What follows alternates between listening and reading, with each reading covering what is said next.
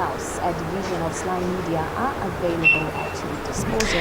Hello and welcome to Identities Conversations. I want to acknowledge the partners who are here. We've got Zoom, Zimbabwe News. We also have SlyMedia. We have, as I said, we have Zoom, we have SlyMedia. We are supposed to be joined by some more.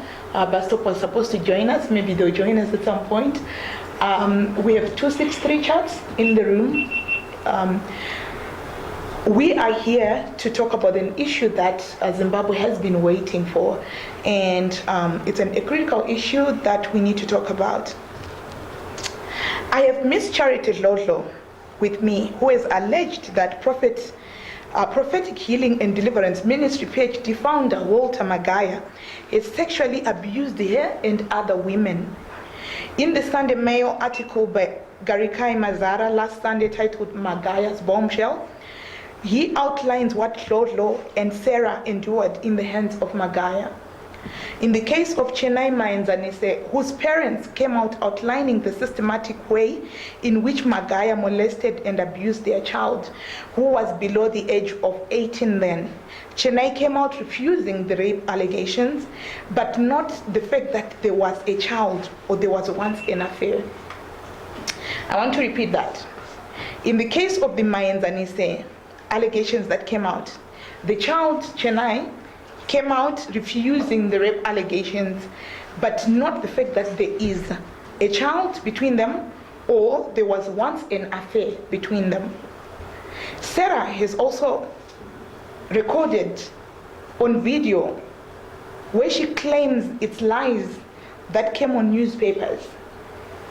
But also she is also seen on a video describing how the prophet approached her naked at a house in Borodale after giving him money. As it is reported, he refused to use protection and he refused to use condoms. I have the pleasure of introducing again Mrs. Charity Lodlo to Zimbabwe, to the world, who has engaged us as identities. In fact, we approached her and we said, would you like to tell your story to the world? Because we've been hearing a lot of stories at this church, and Mrs. Lodlo was very happy to do that. Welcome, my sister, to the show. Thank you very much. Thank you. I've read the description, the outline that we've been following up in the newspapers, and I think Zimbabwe wants to know what really was going on, and I think that and also you were very eager to talk to me and to tell your story. I'd like to say, maybe start by introducing yourself and tell us about yourself. Okay, my name is Charity Lodlo, like you've already said. I'm a 42-year-old grandmother. I have 3 kids and 1 beautiful granddaughter. Right. Yeah, I'm a swimming coach by profession, although now I think I'm doing other things besides coaching swimming, especially now that we are off season. Right. And I'm now based in Malawi. Amazing. And I think Zimbabwe knows you as an actress. We fell in love with the beautiful Charity on TV. Are you still acting? Yes, I am still acting. I actually always come back just for shooting from Malawi. Okay. Yes. Amazing. When did you move to Malawi? 2017. Okay. So we're here to talk to you about what came in the newspaper, in the Sunday Mail, and to just understand your relationship with Prophet Magaya and his church. Okay. What has been your relationship like? When did you join the church? Yeah. My first day to be at PhD Ministries, I had been hearing about PhD Ministries and I had never set my foot at the ministry up until 2 August 2015. I remember this day so well because it's a day for me that I've always told people that it's a day that changed my whole life. Well, so I thought. How did it change your life? Okay, first and foremost, being in they call it the arena of liberty. On the 2nd of August, it was a big Sunday. I went there with my family. I had never manifested before in my life.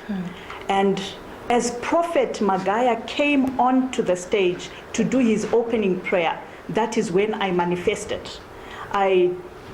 10 minutes later, at one time I'm busy worshiping, and then the next 5 or so minutes later, I don't even know how long, I woke up right in front of the congregation and cameras were all over me. Later, I then began to understand that's what they called manifesting. Like I said, it had never happened to me, so I actually was quite confused when I woke up in front.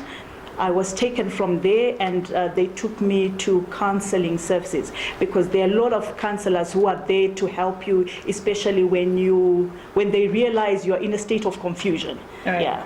Yeah, basically that's it. So maybe just outline to say, okay, so you manifest on your first day, this is in 2015, and then how did you proceed? Did you join the church during that time? And maybe tell us the whole story of what happened then. Okay. From that day onwards, because this was a Sunday, I made sure the following Wednesday I was there, because this had never happened, and I was so, maybe one way I can say, excited, because when they explained to me that demons were, being provoked by the anointing of Prophet Magaya, there were so many things going wrong in my life at that point, especially my marriage, and I felt that me continuing to be in the ministry will solve the problems that I had then. This is why I kept on going there. I would be there almost every service. And then a month later, I think it was the 13th to the 15th of September, I was in the guest house. At that time, he didn't have the hotel. There were still individual guest houses all over Harare, and I was in one of them.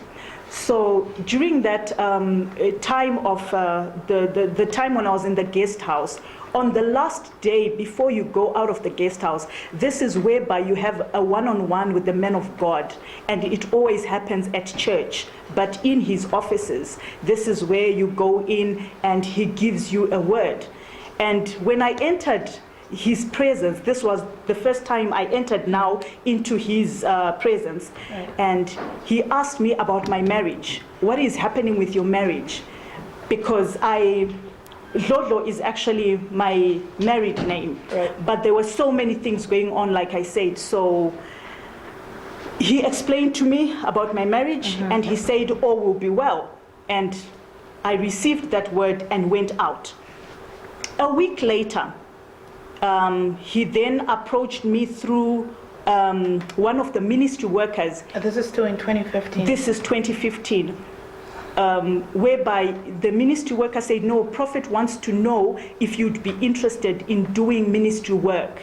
Yes. So I was so excited, because I would always see the ushers, the people at the choir, and I thought, wow, this is God. I really need to be in this ministry so that I can also spend more time in God's presence. Right.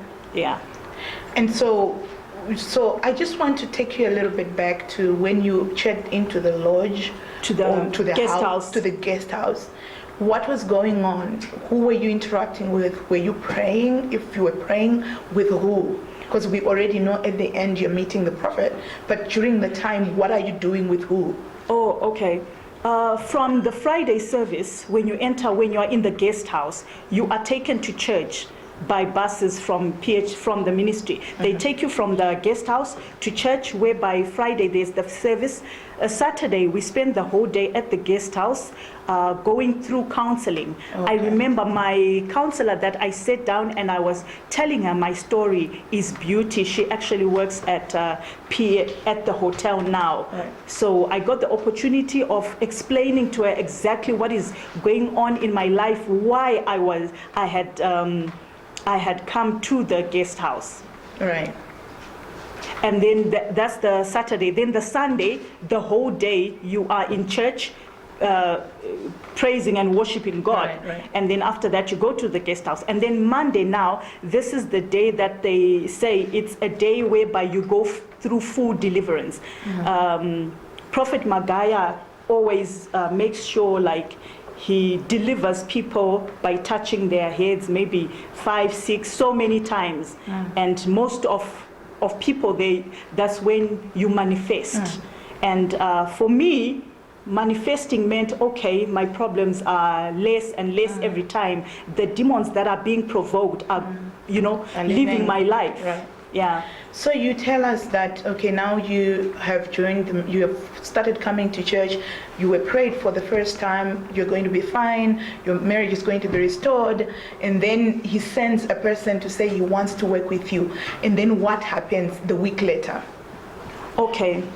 After he said he wanted to work with me and I agreed, that is when I started vetting testimonies. Vetting testimonies is whereby if you come with a testimony, say for example you are saying you've got high blood pressure problems, I would need then to go through your medical records of your before and then the after part. Maybe you'd also need to tell me where you came to the church and the man of God laid his hands upon you.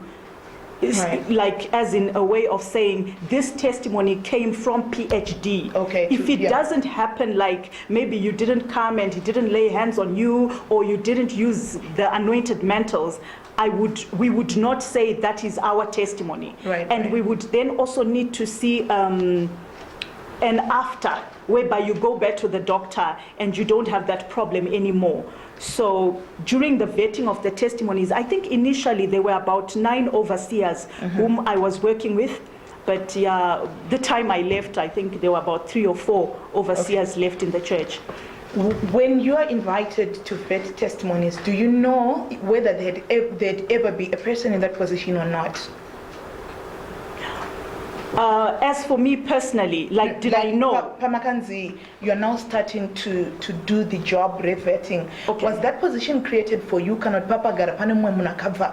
No, there was already someone who was, I don't want to mention her name, but of course, do not mention names.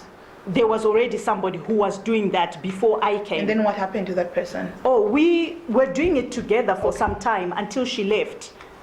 Okay. Yes. Fine. So now you're vetting testimonies. Please proceed. How then?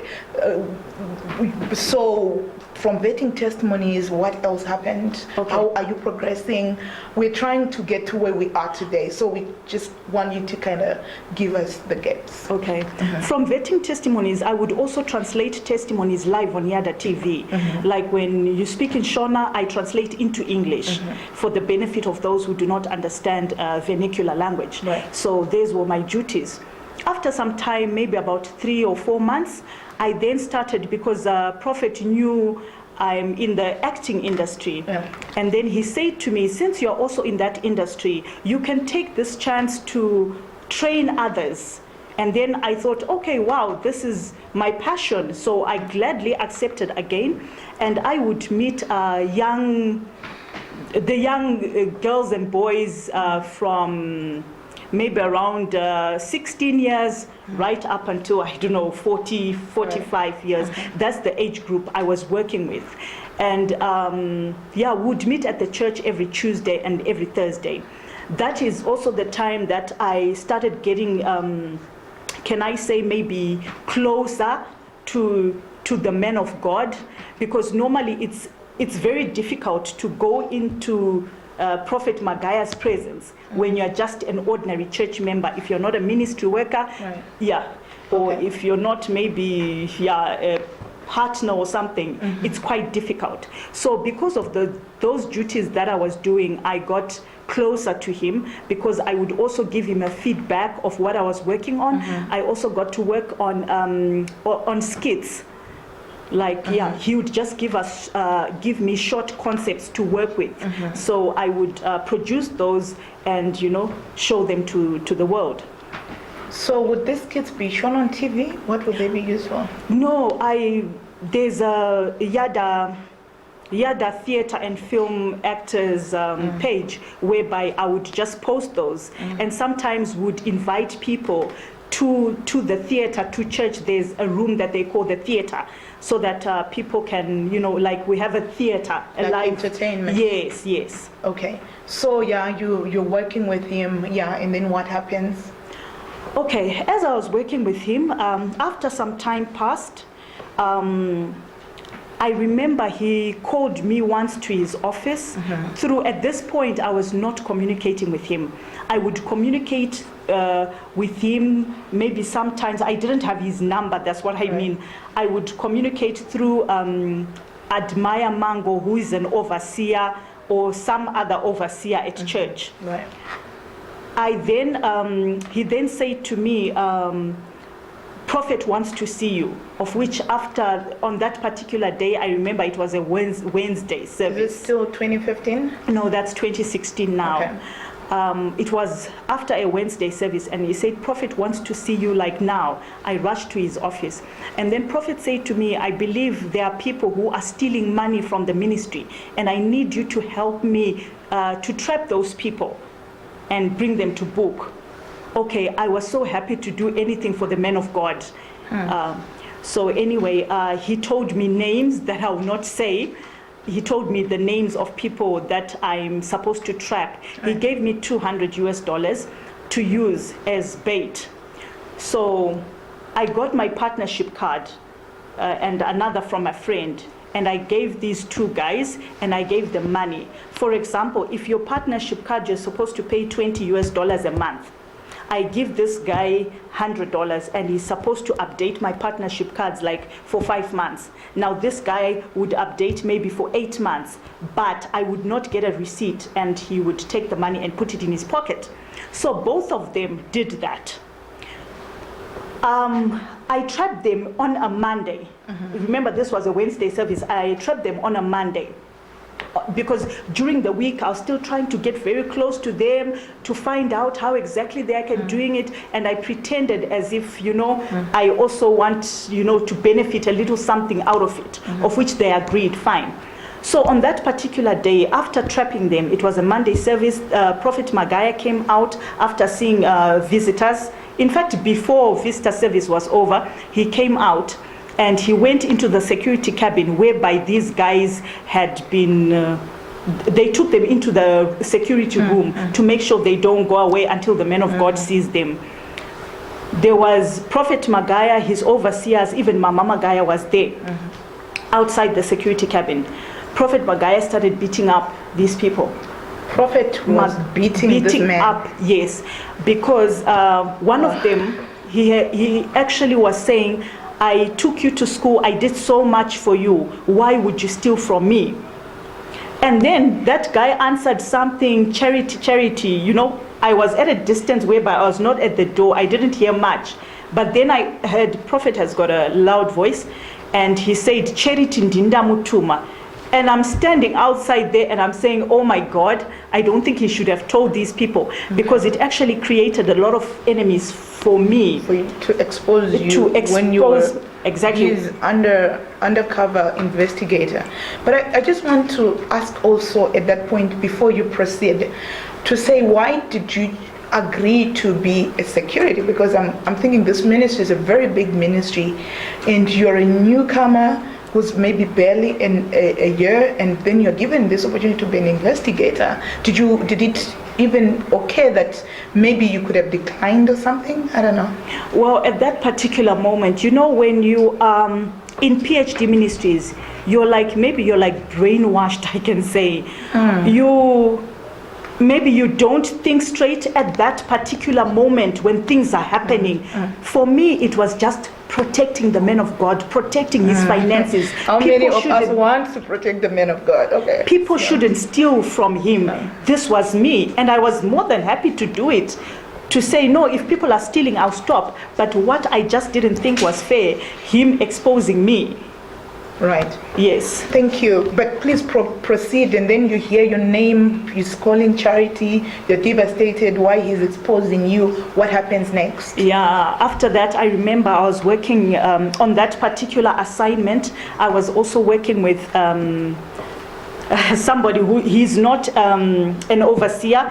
He's somebody who's very close to Prophet Magaya.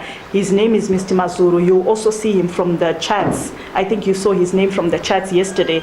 And I even texted him and I said, but how can Prophet just say my name like that? It actually puts me in danger, Yeah, anyway, so that was the end to that story. Yeah. Yeah. And then you continue working with him in what capacity?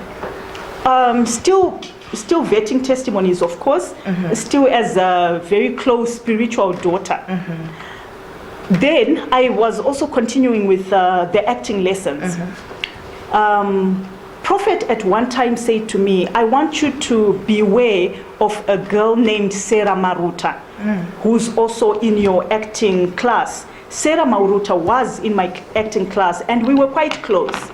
And at that time, I didn't ask beware of what, but he just said to me, when Sarah says something to you, you should make sure you tell me whatever she says. She's not as good as she seems. At that point, although, sometimes you want to doubt, but because you think he's a man of God, you believe him more than you'd believe even your own parents. Yourself, probably. Exactly. So what I did then, Sarah became very close to me. She would even come to my house, would spend time with my kids and everything. And then I remember very well the day Prophet Magaya left for Israel is the day Sarah called me and she said, people from the church call me Sis Cherry. Sis Cherry, I need to talk to you. I said, okay, it's fine. Where are you? I was in town. We met at a local restaurant. We had lunch. After that, that's when she said to me, because before I had asked her what sort of business she does, after noticing she always had money. And then she tells me she's in the chicken business. I said, oh, okay, fine. So on this particular day, she said, no, I lied to you. Remember when I told you I'm in the chicken business? I said, oh, so what do you do then? No, Sis Cherry, I don't know if I should tell you. Please keep it a secret, blah, blah, blah. I said, no, it's fine. I'll keep it a secret. Although I knew I was going to report if need be. Yeah. So anyway, that's when she started saying, I was raped by Prophet Magaya. As she's talking, I'm thinking, no, this girl is nuts. She's, how can she be raped by Prophet Magaya? It's not possible. But anyway, I kept on listening to her. She actually had a breakdown. And we even had to go out from where we were because we were actually attracting attention. So when during the week Prophet was in Israel, I kept on communicating with Sarah every day, asking her even over the phone, also, you need to be calm and blah, blah, blah, comforting her and stuff. Because Prophet Magaya told me to be very close to Sarah. When he came back, on the particular day he came back and came for service, I am the one who even went to his office and I said, Prophet Magaya, I need to see you. Remember when you said I need to beware of people like Sarah, what? She came in to me and she said this, and I told him everything that Sarah had said. And then he laughed. He said, there's something wrong with that girl. I think she's still undergoing deliverance.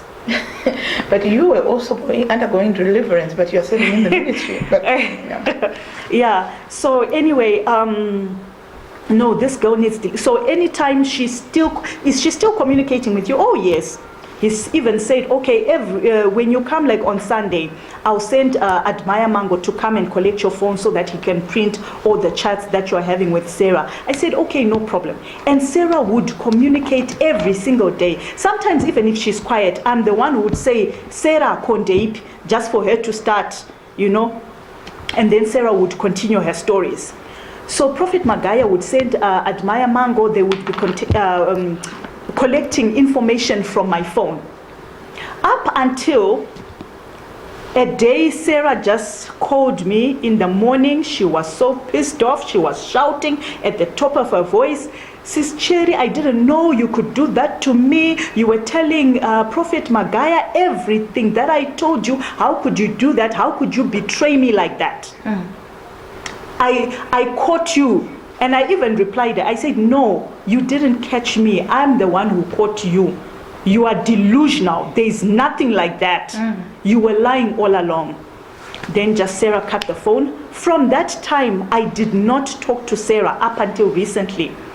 You will get to know recently why you were, So anyway, during this time, I'm thinking, Sarah is obviously delusional. And I stopped communicating. But now, I kept on seeing Sarah in church. She would even go into the guest house, and I'm now confused. What is happening? If she was really raped. So for me, I said, oh, okay, she was obviously lying, because you cannot keep on going back. Well, so I thought. So right after that, Sarah then, as I continued to see, I wasn't talking to her at this point. And then about 3 months after I was handling, or was it 4 months, you will see maybe from the chats that I had with Prophet Magaya.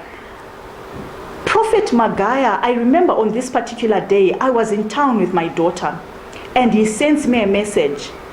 Hi, this was now the first time for him to communicate directly to my phone and not send someone. He's now saying, hi, I was praying for you. Can you come to Prospect? Now the hotel was there. Can you come to Prospect? I need to see you. I was praying about your life. I got so excited. I even told my daughter, hey, Prospect Chichi Daddy. At that time, he was still Daddy, Prophet, whatever. Daddy needs to speak to me. Are you actually asked to call him Daddy? I mean, who starts with this calling Daddy thing? How did people start calling him Daddy? I can't answer that, but okay, for me, I can't say we are told, but it's something that you just catch on as other people are doing it. It's just like the kneeling. When you come into church as well, you start kneeling, even though you can't maybe explain why you are kneeling. Kneeling before Prophet Magaya, like as a sign of respect. It's something that you just do when you're in the church. Anyway, so you're asked to come to Prospect? Yes, I'm so excited. I go to Prospect. Now, on this particular day, I remember I noticed, you know, when you talk to somebody every day, you know, like how their eyes move and everything, you think you know everything about them. On this particular day, Prophet was different. He was like more friendlier towards me. And at that time, I didn't think much of it because I was still a spiritual daughter to him. And he says to me, you know, Charity, my problems anoitika muupenyu wako. You know, I can help you. I can change your life. You know, I've been praying about this, blah, blah, blah. And oh, my heart is so beating. I'm so excited. He gave me $500. On that particular day? On that particular day. Before or after you tell him about your problems? No, after I told him about my problems. No, I'm still having problems with my husband, what. And he knew these things. And prior to that, he had actually been paying for my rentals. Because when my husband, it's a long story, but anyway, he had actually been assisting me with my rentals. And on the rental, it's not like he assisted me only. A lot of people in the church get assistance from him, whether rentals, whether it's fees. It's not something that you'd say, oh, where is this coming from? Does this include men in the church, or it's a lot for women? I think it's mostly women. Yeah, because even when we would go like to Prospect to collect the rentals or whatever at the end of the month, you would notice in the guard room, 3/4 or 95% of the people in there, they are women. And sometimes, you know, when they're coming from seeing CCBU, who always gives out the rentals, it's like you've got an envelope. So, you know, you're putting, so I would know, okay, everybody's getting an envelope, of which mostly are women. So, but for me, it wasn't a thing, where is this coming from? Because it used to happen to a lot of people. Now, on this particular day, I got $500, of which it was an amount like he had never given me before. Oh, thank you so much, Prophet. May God bless you. May God increase you. All the praises and the shower I gave him. When I got home now, he sent me a message. I'm missing you. And I'm saying, I didn't respond then because I thought it was meant for someone else. It came to me, you know, by mistake. I didn't respond. The next thing he calls me. So which year is this, by the way? That's 2017. Okay. The next thing he calls me, ko indaba kusapindura message. Ndikati, and I'm saying ndicheriti zvikanzi ndikuzviziva hanti ndiri kukufonera ndikuzviziva ndiwe. Ndikati ndangofunga kuti yarasika Prophet. I addressed him as prophet that time. Shikanza, iwe itase munhu mukuru wadi kunditi dedi. And I'm like now stuck. I don't even know how to respond. You know, you are just in a state of confusion. Anyway, from that time, messages started coming in each and every day. He would ask me, wajge, whatever. And remember, okay, I didn't want to say this, but I think I need to say that so people can understand. I am still legally married, but I'm not together with my husband for a long time. Right. I'm still using his surname. It's separated. Yeah, we're separated. It's an arrangement that is there that I'll keep the marriage, the name and everything. So he would always pray for me, like in church, and say, receive your marriage. So I remember then I would say, if he sends something that I don't want to respond to, I would say, for example, like I would respond and say, there's so person, or send a photo of somebody in the church who's interested in me. Yeah, because there were people who would be interested in me, but because he would encourage in church during his teachings and say, if you're a true daughter or a son of mine, if you want to go into a relationship, you need to consult me. You just don't go into a relationship because sometimes you end up with the wrong people. I need prophetically to see the sort of people that you want to go into a relationship, of which I thought, no, it was, it was okay, because I believed that, well, prophetically I can't see, but he can see into my future. So anyway, he started sending all these funny messages, and then I would send like a photo of somebody. So what funny messages? Yeah, I think people deserve to know, if you are able to say, unless if you don't want to say, it's okay. But no, I guess I can say, because some of them, if it's crude, maybe you can, but maybe it's kind of explain to us what sort of messages you started receiving, escalating from I miss you. Okay. Messages like, I love you. And then I would say, I love you too, Prophet. Then you would say, no, not that kind of love. I really love you. And then I don't know how to respond. And then I would send like a picture of a guy. And then he would say, I told you, you are mine.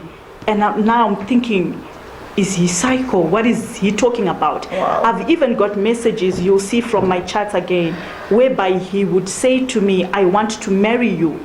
And I'm saying, this is the same man who has taught me to value myself as a woman, and yet he prays for me every time. Receive your messages, because if you see most people who go to PhD, they will tell you charity is always manifesting. And every time I manifest, I always talk about marriage. With the demon, whatever, speaking through me, and of which it's a concern that I continuously had, because I felt, no, I need to be married. I cannot live a life like this. So this is why even maybe I kept on going back. I always believed somehow that this is the place whereby I would get my marriage. And I would even see people in church getting married, single mothers and what have you. And I kept on hoping, no, one day he will forget about these funny things that he's doing. I will make him forget about me. I will just show him that I'm not interested, and he will forget. So I kept on going to church. The messages kept on coming. They kept on coming. Until a day whereby I say to myself, I was sitting in church, I said, no, this can't go on. And actually on that day, he made it worse, because as I was sitting in the church during time of offering, he normally goes outside. He texts me a message that I'm not able to preach because of your cleavage. And I'm saying, wow. No. Cleavage? Yeah, I don't think I dress funny. I always make sure I'm covered up. After all, I'm a grandmother, and I mean, I'm not at that age how whereby... old is Magaya? We're just going to talk about this stuff. How old is he? 35, 36, I'm not sure. Okay. Somewhere there, yeah. So anyway, at this point, that's when I say to myself, no, I cannot continue to go through this, because even in church, he would sometimes come and start preaching as he's standing like right next to my chair. I was a ministry worker. I would sit at the pastor's bay at the end row. Everybody, even if you see videos, you would see the position that I would sit, like there, and he would come, he would stand there, and he would start preaching. And I would end up not hearing anything he is saying. So we want to just come to the message of cleavage. Okay. He comes out and then he texts you. Why do you keep your... First of all, is there a reason why you are on the phone during the service? And then second of all, how did you react to him sending you a cleavage text when you're in church? Okay. As a ministry worker, sometimes like there's something going on at the IT is my department, was my department. So I always needed to have my phone. Maybe there's a verification that is needed on the testimony and a veta or anything. So always I would even be holding my phone in my hand. Right. Yeah. Okay, fair enough. Yeah. So how do you react when you are told that your cleavage? Firstly, I looked at myself, realized I'm covered. Because in church, if you're a ministry worker, by the way, we are not encouraged to wear trousers. You're always in a skirt or in a ministry t-shirt or whatever, you know. And I said, how am I acting towards him that he keeps on abusing me in this way? This is the time now. Before, I don't know why I would keep on going back, but at this particular moment, I said, no, enough is enough. Now I'm the one who's going to burn in hell because I continue going to that church, and yet I know that this is the sort of man I am dealing with. Right. This just has to stop. The other reason why I kept on going there, we would go there with my whole family. So for me, all of a sudden, to start saying to my kids, I felt I've got grown-up kids. My last boy is 18. I needed to explain to them why I would stop going to church. At first, I would make excuses like every Sunday. I would either say I'm shooting at work or I'm sick. Up until my daughter was now concerned. And she was even saying to me, Mommy, do you realize that the devil is attacking you seriously? How can you be sick every Sunday? It's because I could not... So your daughters didn't know what was going on during this time? No, they didn't. Were you not concerned that maybe, were they not in contact with the prophet? I would rather not speak about that. Yeah, my daughters need... No, I'm just thinking that as a mother, this is happening to you, and your children are going to the same church. Are you not concerned? Why I'm asking is because when we hear the Mayenzanise story, where the Mayenzanise father and mother came out and said their daughter was going to church, and they didn't know what was happening to their child. Okay. So I'm just thinking that, could it have crossed your mind that because many girls are around him, they might be vulnerable? I'm asking about your thought process right now when this thing is happening. I'm afraid I cannot answer that, because if I do answer that, I would have to continue in explain. an area that I do not want to go in.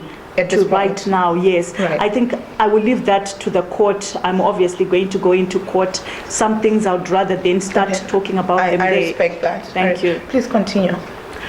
Right, so this is the moment whereby I said, no, enough is enough. So this is the day of the cleavage text. Yes. And then as soon as he came back into the church, people, I think, were surprised, because you don't stand up and walk out of the church when prophet is preaching or speaking, whatever. And you're one of the leaders in the front there. Exactly. And I just put my phone in my bag, took my bag, and I walked out as he was preaching, because I realized now, no, this is just gone beyond, you know. Yeah. So I walked out. I remember I even went and I sat in my car up until the church was over, now waiting for my daughter. Yeah, so throughout that service, I was in church. I was in the car. Now, when the texting started, the I miss you and all this thing, how was your interaction with him when you came to church, when you saw him, whether it's in church or even Kubasa, because you were now working for the ministry, from the day you got that text, how did you interact with him? Okay, I would make sure I was always in his presence with somebody. I then started going to report my duties in church with somebody. And what is the relationship with Sarah at this time? Because remember, Sarah has told you these things. You have snitched on Sarah, if I could use that word. And When this started happening to you, did you even think of reaching out to Sarah and to begin to realize that maybe you made a mistake about Sarah's story? Okay, I did think of reaching out to her, but I didn't have her contacts. I didn't even think about reaching her out to her on Facebook, up until the time I noticed recently when she started insulting Prophet Magaya on Facebook. That is when I decided now to You mean inbox Sarah was insulting Prophet Magaya on Facebook? Oh yes, actually her posts, or even when I would post something now, she would always respond. And sometimes it would get so bad, it was just me and Sarah talking, insulting Prophet Magaya, both of us. Okay. That is when I realized, I had realized it already then, that Sarah was true after all, Right, but you didn't manage to reach out to her. And then I want you to continue from, you walk out of church, and then what happens? Because I think the viewers want to know that from the time you are able to tolerate this to the day of the cleavage, and then what then happened? Okay, after that, I think, there's a part whereby I can say, maybe I'll talk about it later. All right, let me talk about that later, about Sarah's part. Okay, so at that time now, I stopped going to church. But I also have things that I cannot talk about because they have to go to court. Yeah, of course. Yes, I'll not dwell on those issues, but I actually kept on going to church after a month, after 2 months. There were certain things that I needed to do, or can I say maybe I also needed closure on some things. Yeah, so I managed to go through your texts that you shared with me a lot regarding a lot of people, and I think we will choose to stay on the issue that, the center of the issue, the sexual assault that you allege that the prophet did. But please, so I realized that at some point you don't believe Sarah, but now you're bringing your story. Why should we believe you when you failed to believe Sarah, another woman who was calling out for help in your church? Okay. On Sarah's case, I will take full responsibility. I know it was wrong not to have believed her, but it's just that when you're not in that church, you would not understand. You are like believing Prophet Magaya so much more than anyone. So for me, at any given time, I would have believed Prophet than Sarah. Now, your reason for you to believe me, you've obviously gone through my texts. That is reason enough for you to believe me. And I'm not just stopping here. I am going into the court of law to prove my case because I have all the evidence. Fair enough. And I need you to understand that I believe you because every day I work with women who are abused and girls who are abused. And I understand the difficulty of gender-based violence, be it kurowa chaiko kunoitwa vanhu nemurume wake nemukadzi wake, kuabuswa kunoitwa vanhu mudzimba.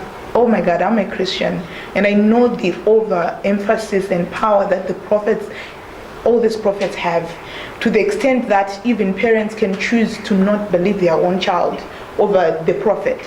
And this power of, I think we have also seen Gumbura, how he manipulated the whole church, sleeping with women and all these things. So I would never find, remember I came to you when we reached out to you and I told you I needed to hear your story and tell your story. It was before you even told me or gave me your text. So I didn't need your text to believe you.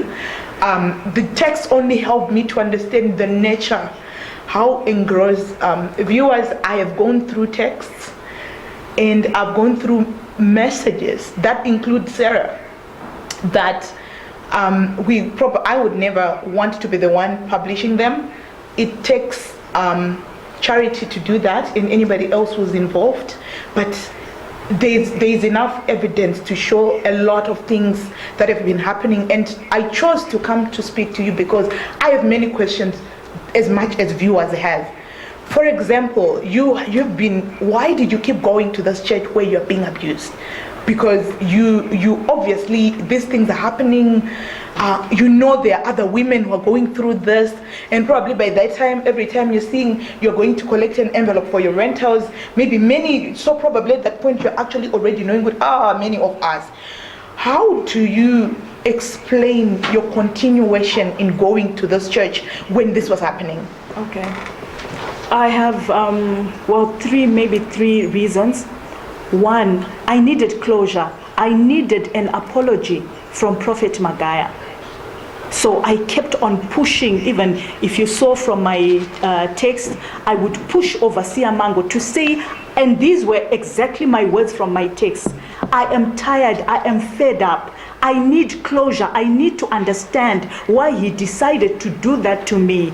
Because I was so PhD, I would sleep, I would talk, I would eat PhD. It was like my whole life. And so having him do that to me, it was like it crushed me. Up until this point, even spiritually, it is just so difficult for me to believe that there's a real man of God anyway on this earth. And also the other reason was because of my children. I didn't know how to start explaining to my children who loved this man of God so much. I've got a son, and it's always difficult for a mother to talk to a son. This is why maybe first I spoke to my daughters, and then after my daughters, my son only found out recently, maybe when I went to court. This is when he found out, because I could not tell him. He's grown up. So for me to start explaining those issues to him, it was something that I felt I couldn't do. I wanted to protect him because my son is like a follower of PhD. He's always on his laptops following every preaching. For me just to say to him, stop, I couldn't. So you were desperate for an apology to mend the relationship so that you can continue going to this church and to get past this probably mistake that you think it's a mistake. No, at this particular point, it was not an apology for me to go back to church. Maybe I was kind of confused, but I don't think to go back to church, because I then realized at this point, it's when I said, I cannot keep on going, because I realized I will not be praying to God. It would be so wrong. Yeah. So it was just to give me that self-satisfaction. When a man kneels down and says, I am sorry for what I've done to you. I have ruined your life in so many ways. I am sorry. And maybe having him shed tears, maybe that I thought would give me like comfort, a peace of mind. Maybe the closure to say, even if I see his face, I'm not insulted. To hear his preaching, it would, I think, for me, it meant I could then carry on and just say, oh, let me leave those who are going to PhD like that. I don't know if it's making sense. I totally understand you, and I feel your pain. I feel your desperation for closure, and I feel your desperation to move on, to say, okay, I need to put closure. I need to deal with this so that I can move on. And probably what I'm hearing is so that your Christianity and your values, your Christian values, are not tainted. I want to ask you a question that I've never asked you. Do you still believe that at that church, that is God manifest? Because you shared that you manifest a lot from the day that you got into that church to now, you have been manifesting. Do you feel like it's God that's working at that church, or to say from the point that he texts you on a cleavage while people are collecting, and then he comes back and he continues preaching? How do you process that? That's a difficult one. I am kind of confused. I'm really confused. Sometimes I'm thinking to myself, he's a man of God, but has serious weaknesses that he really needs somebody to help him.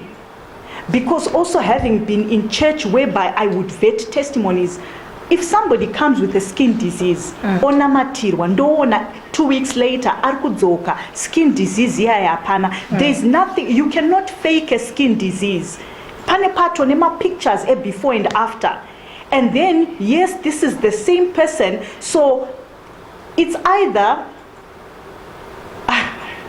arisi simba ramari or isimba ramari. God is using him, but he has serious, and I mean serious weakness, a serious weakness. So I want us to go back. Thank you for sharing your truth, because I believe your truth. I believe your truth.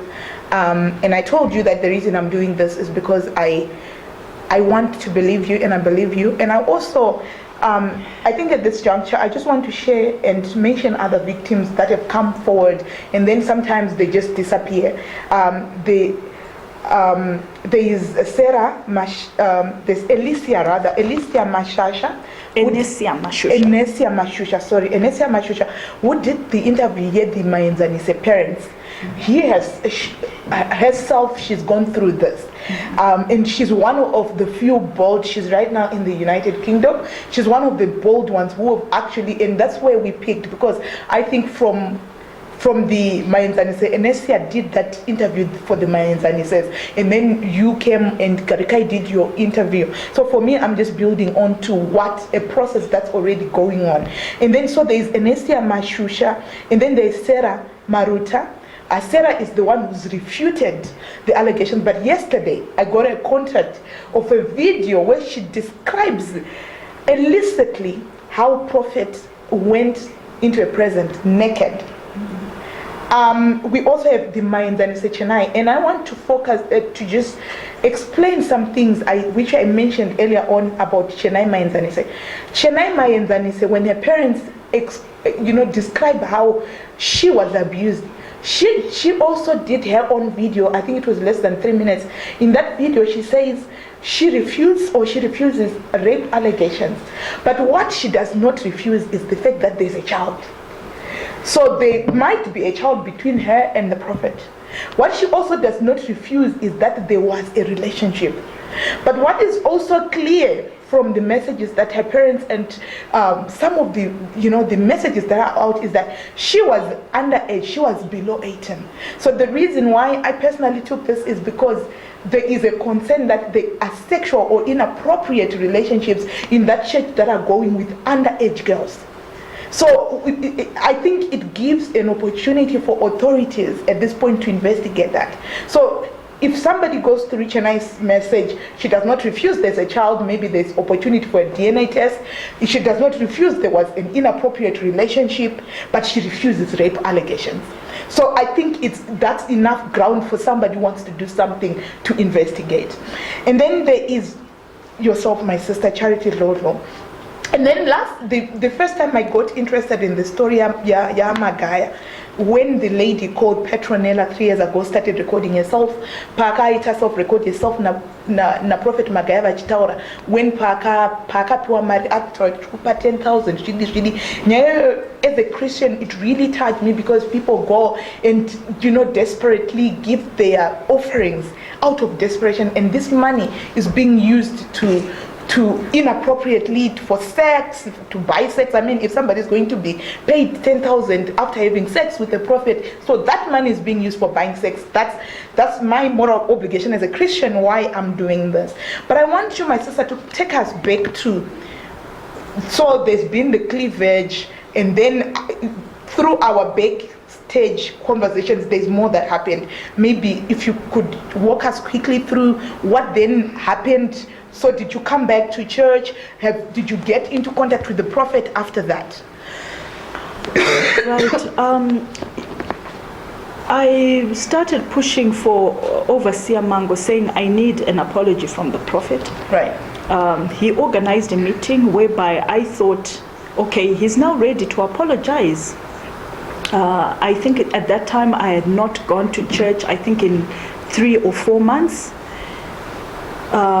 When I got to Prospect, I knelt down in his presence as usual, and then he told me to sit, and I did sit on the chair. And so explain to us the kneeling down part. Why do people kneel down? It's a sign of respect. Are you told to kneel down? No, you just kneel. You're actually surrendering your power. I'm in your presence. Please go ahead. So after sitting down, I started discussing with him, explaining to him that, listen, I'm angry because I had then already reported my two death threats. So I was explaining to him, because that's one of the first things he asked, why did I have to do that? What had happened? Sorry. Okay. Maybe bring us between you getting to see him and the death threats. What happened here? Okay, death threats started coming in because I had started, as you saw from my messages, I was saying to Overseer Mango, if Prophet does not ask for an apology, I am tired of all this. I want to expose him. I'm going to go on Facebook. I'm just going to do whatever. I will keep on making noise until he apologizes to me. I need to see him and we talk and there's a closure to this whole story, because there was no closure, right?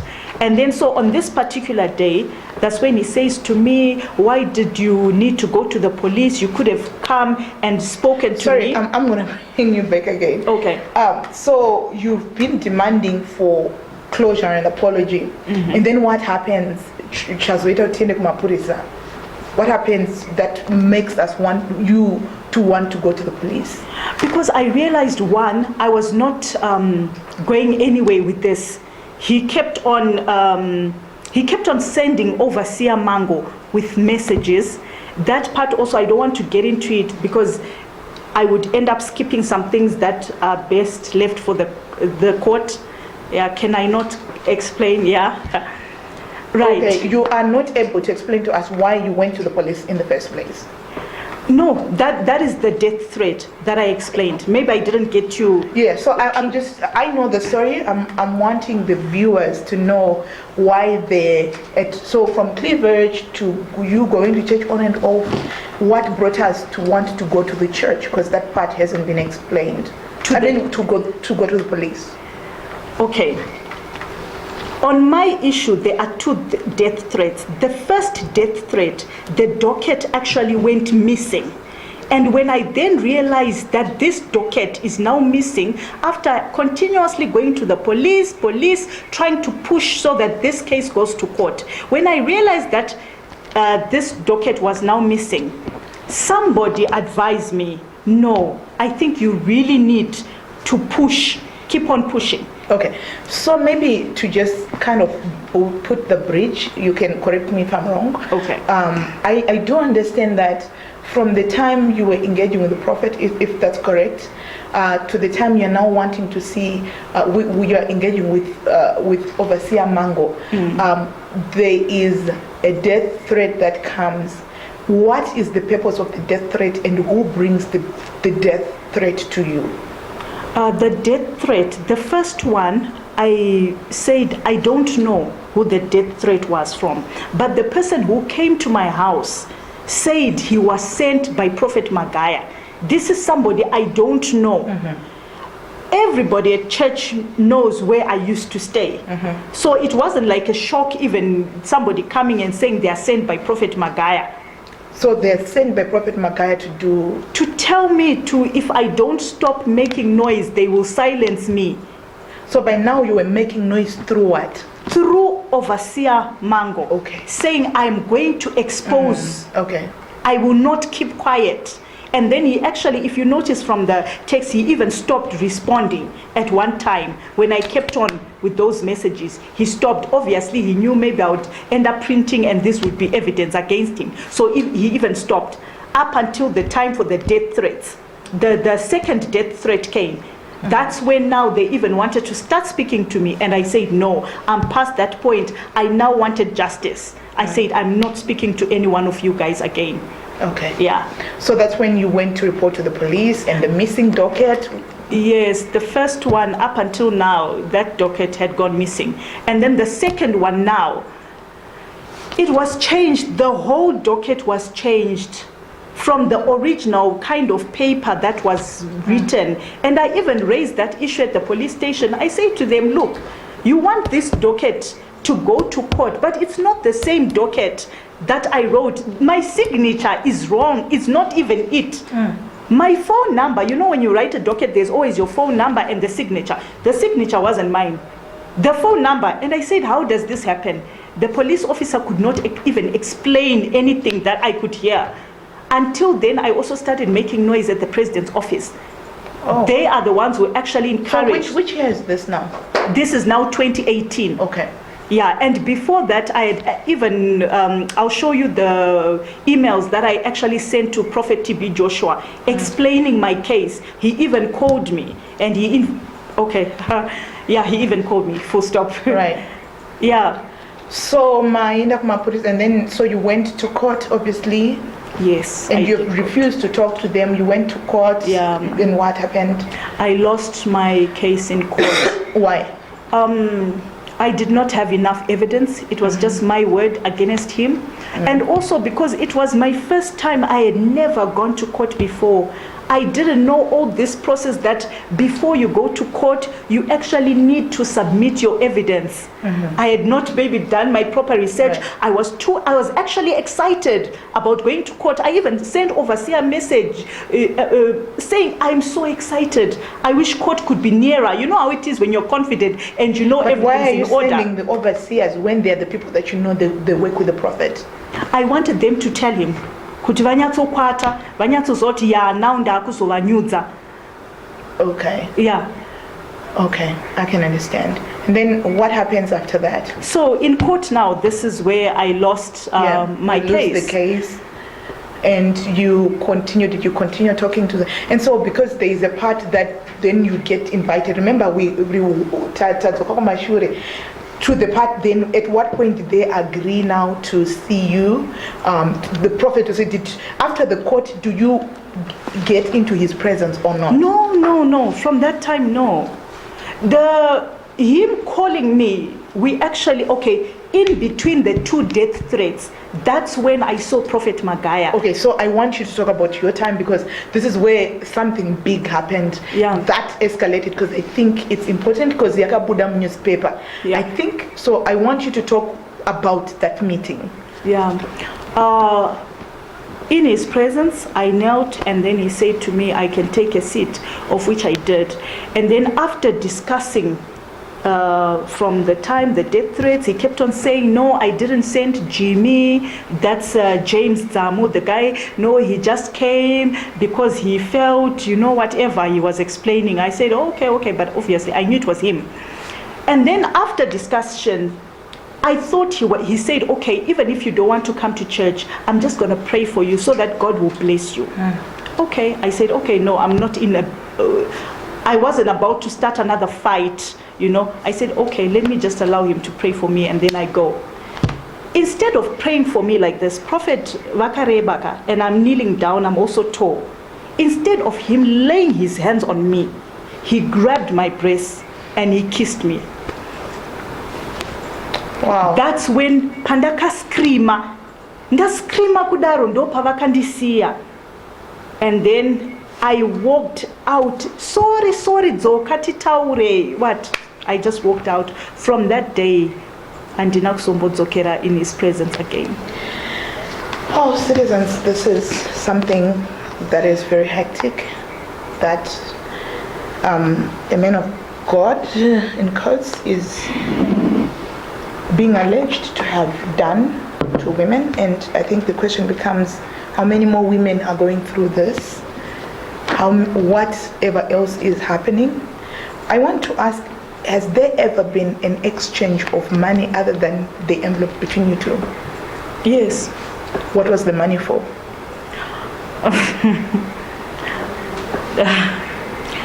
I want to leave that to when I'm preparing. I'm now preparing for court. Thank you, I understand that. Yeah. Would you, in general, think that of all these women who have come forward, have they been given money to either be quiet or to not proceed with their cases?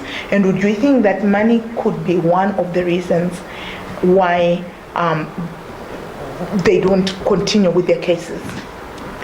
I think yes, money could be a reason why they don't continue.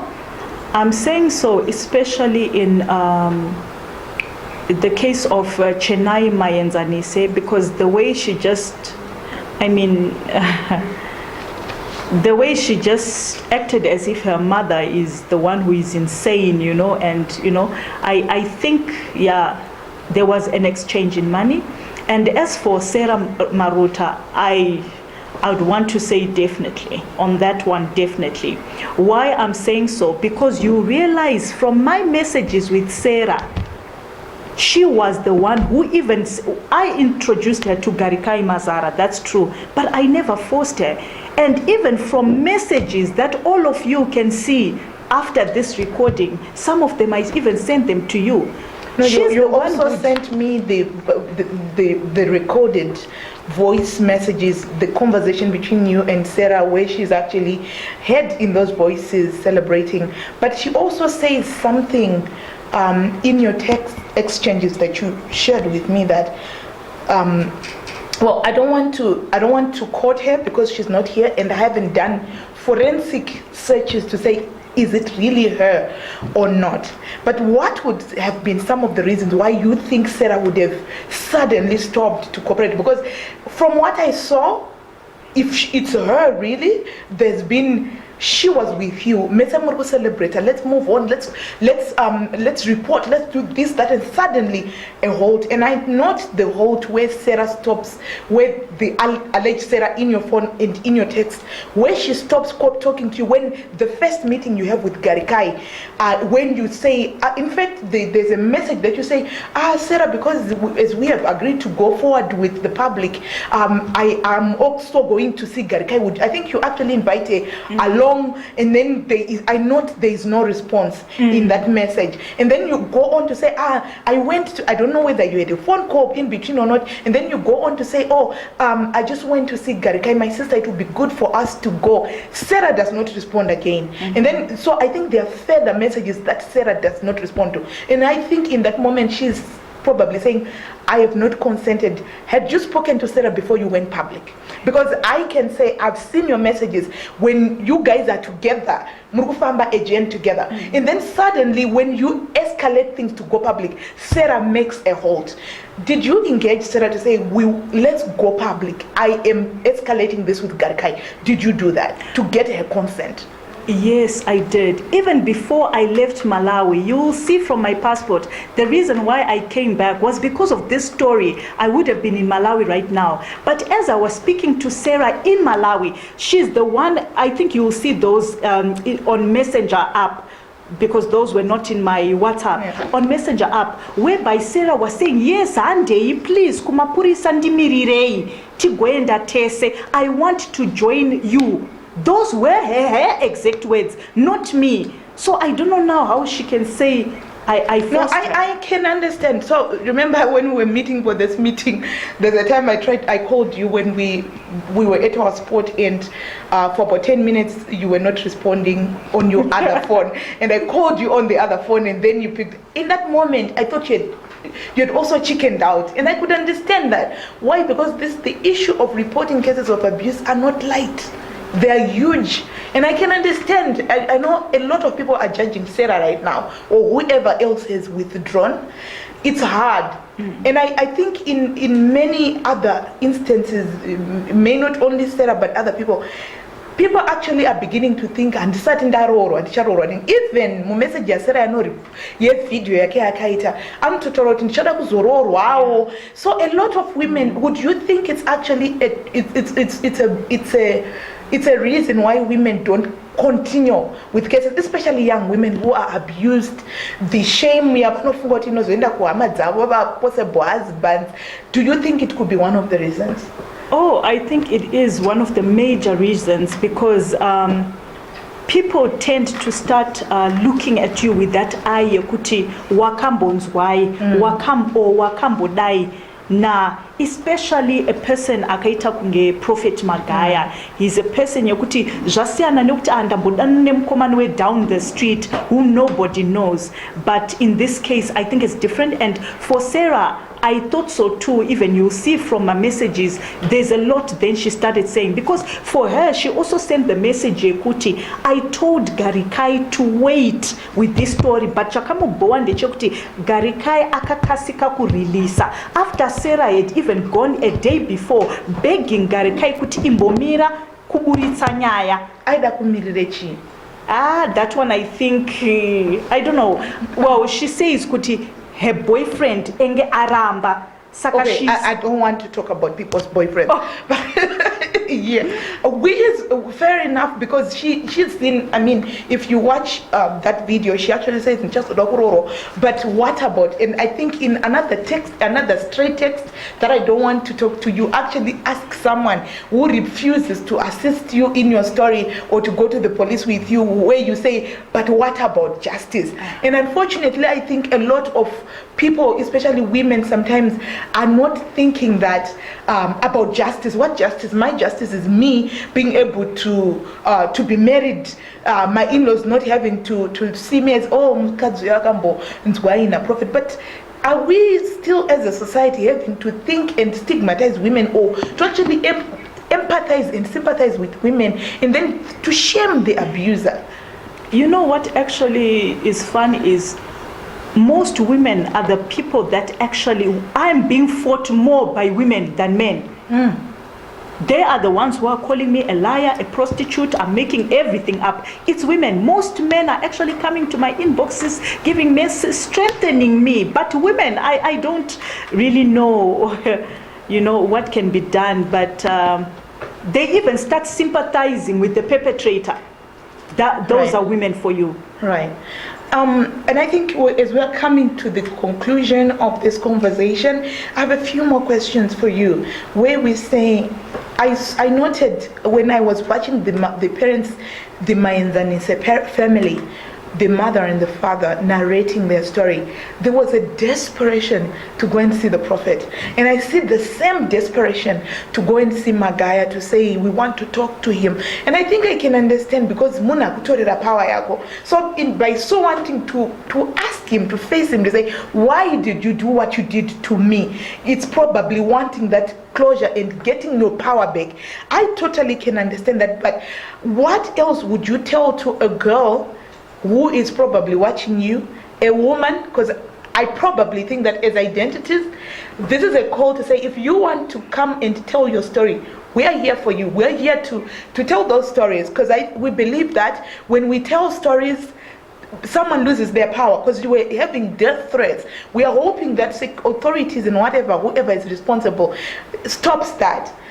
Whoever is using money to shut people up, I'm hoping integrity as Zimbabweans. And I think the reason why we're also doing this is that to take your courage, my sister, because this is courage, to tap into your courage to also help other people, and to shape the narrative, to say people need to talk about this, people need to own these stories, and to actually say, I'm not ashamed to tell that I am abused, because more than 33% of women in this country have been abused, and it's worse now that it is a disease in the church. So we are saying as identities, if you have gone through this, if you want to tell your story, we are here, as long as you also have corroborating or you know, supporting evidence or whatever, or even if you don't have your evidence, we're here to work with you. And we've also approached the Ministry of Women Affairs, the minister herself, to say, I think these women need your help. So we are just not doing this, and whoever organizations want to work with the ladies that have come forward, we are happy to give you linkages with the ladies. So what do you wish as yourself to say, when you decided to go public, you made a decision to go public, what did you want to achieve? I want this to come to an end. It has to be stopped. Prophet What needs to end? has to be stopped. You know, I think the way he just abuses these young girls, the women, it has to come to a stop. I think enough is enough. We keep on hearing the same stories about the same person. It has to stop, because there is no smoke without fire. Yeah, it has to be stopped. And to the women who are in the same church or in another church who are enduring this, what would be your message? It's not easy for one to come forward. You obviously need people who will support you, people who will stand by you. And I think you just need to come forward, because if you don't come forward, if you keep quiet, he is going to carry on abusing young girls. So we really need to come forward. And what would you like to say to authorities regarding the behavior of Magaya and the church at PhD?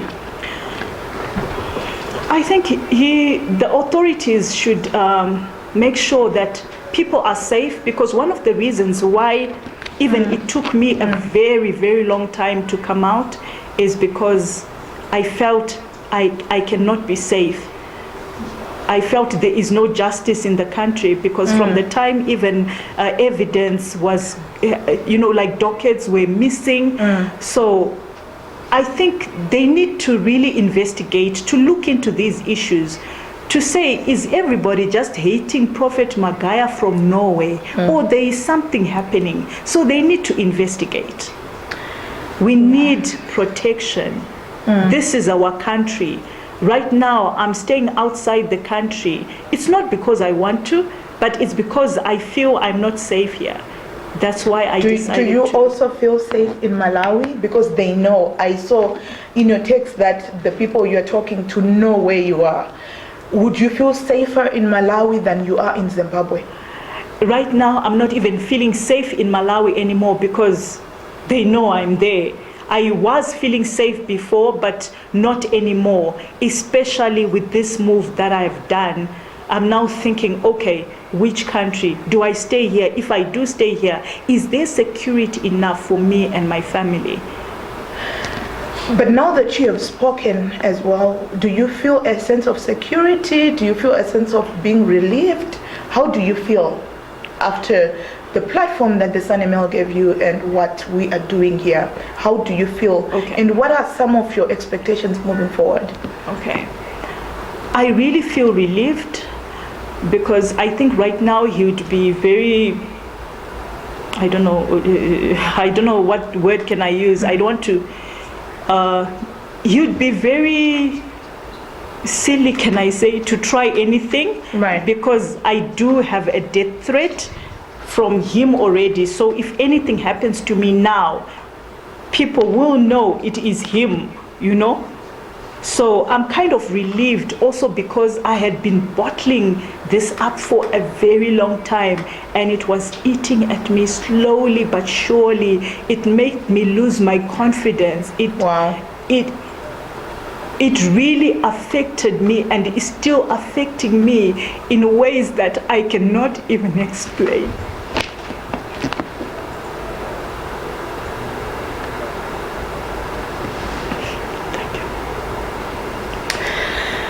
Well, citizens, I think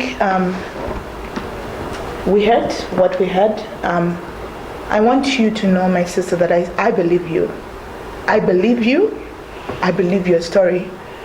And there are many Zimbabwean and international people, women who believe you, who stand with you. And there are also many men who believe you, who stand with you. And know that you're not alone. I totally respect you and absolutely thank you and honor you, because you're not going to be popular in this country. I know a lot of Vanavana Papa, whether you died Papa, people believe in a man more than now they chase God. The fact that people go beyond reason to not give someone the benefit of the doubt just because I don't believe Papa, people don't care anymore. So I think there are many actually who believe you, who are true Christians, who are not chasing miracles or prophets, but who are also chasing God. So there are people who are truly seeking God, who stop and say, hey, wait a minute, what is going on here? Who care about this. So we believe you. We love you, everybody in this room, people from media, people here, they came because they believe you, because there's a lot of money that I would also say that I don't know whether it was somebody who was sent from Magaya's place or not. Yesterday I was approached to be paid. I will not say who did that, but I'm just saying there is a lot of money flaunting around. I'm saying this because I need to also make the nation know that this is things that are happening. And so I wish that if I can't say this was directly from Magaya, maybe somebody was trying to trap me as well to say, oh, if Nyari agrees to settle, because munakanditi we are to settle. Ndikati settle what? Shkanzi vatu ngatuye titaure. Ndikati no, the only settlement that I would say is ngauye titaure. Apindure nyika. So I just need the nation to stop blaming my victims and to actually begin to think kana mchana machechi koko tisanyudze misoro mujecha titare chokwadi. So that is why. So my sister, thank you again. We salute you. You may not see, we hope the authorities will take steps into investigating the church, or maybe if Magaya needs to step aside of that church so that he can be investigated. We are hoping the authorities will do that. But what you can't do is to force this country's authorities to do that. This country's authorities will choose that, but you have done your part. It's their responsibility to dig into this matter. It's their responsibility to make sure that every claim, nasi claim ikauya mangwana irikumuka yakava. The moment somebody reports today, immediately they turn around. Why? And I think it's important for the nation to do that. We're hoping the Ministry of Women Affairs, the Gender Commission, the Republic Police, everybody, even the President's office, should investigate this case. Women matter. We are 52% of this country, and we hope that the government does that. But you have done your part. Your security should be assured by the authorities in this country. And we're hoping every person, every woman who comes forward to share their stories, they will not be intimidated to not speak. Naiwaya Mashoko, my sister, do you have anything else to say before we say goodbye to the viewers? No, I don't. That was us on Identities Conversations, viewers, and we were talking to Mrs. Charity Lotlo, who has come forward to talk about the alleged sexual assault and abuse of women in the PhD ministries, and also the abuse of money in that ministry, sharing her story, being bold to share her story, and calling for help as well. So until next time, have a good one. Goodbye. Oh, my sister, thank you so much.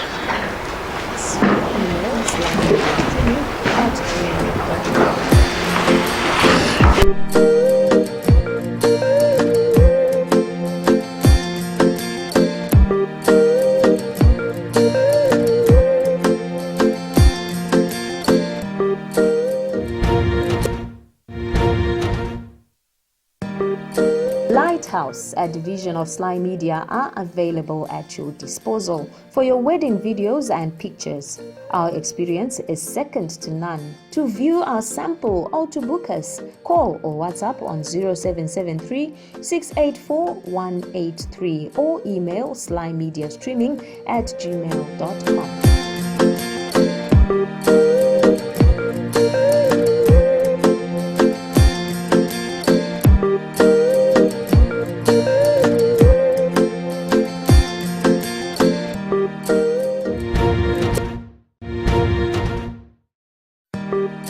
Lighthouse, a division of SlyMedia, are available at your disposal for your